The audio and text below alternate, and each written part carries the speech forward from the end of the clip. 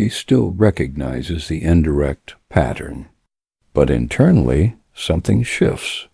He begins grounding his confidence not in external tone, but in objective assessment of his work.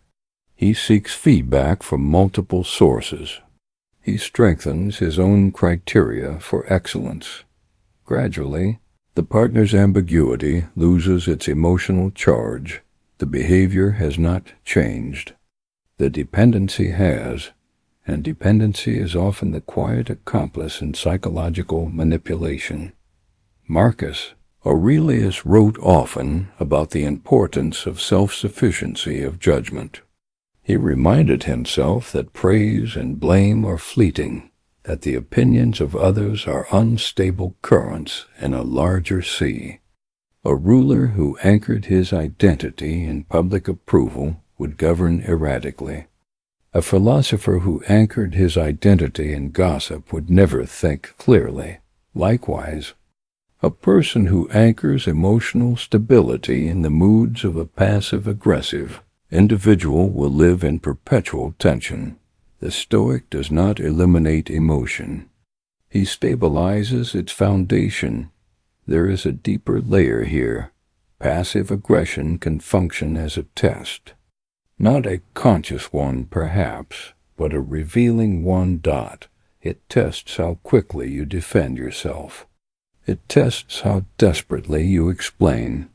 It tests how urgently you seek reassurance. When reassurance is not granted, do you spiral? When clarity is withheld, do you chase? In many cases, the most powerful shift does not occur through confrontation, but through recalibration. Instead of demanding clarity from someone unwilling to provide it, the Stoic strengthens clarity within himself. Instead of insisting on validation from someone inclined to withhold it, he validates himself through alignment with principle.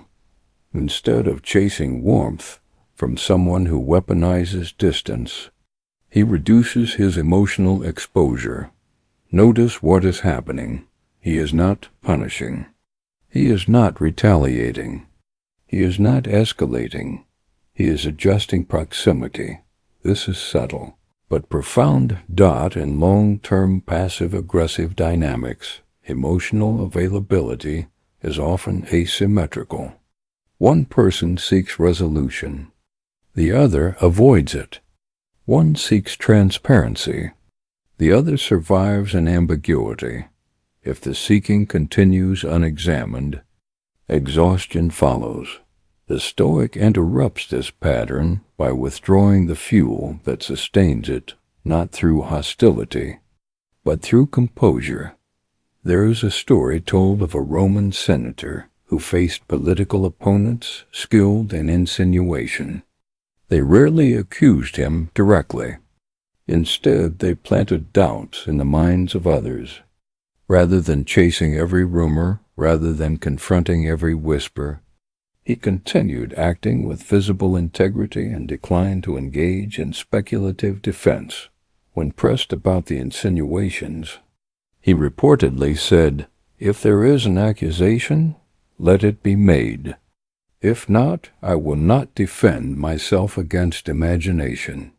Over time, the rumors lost energy.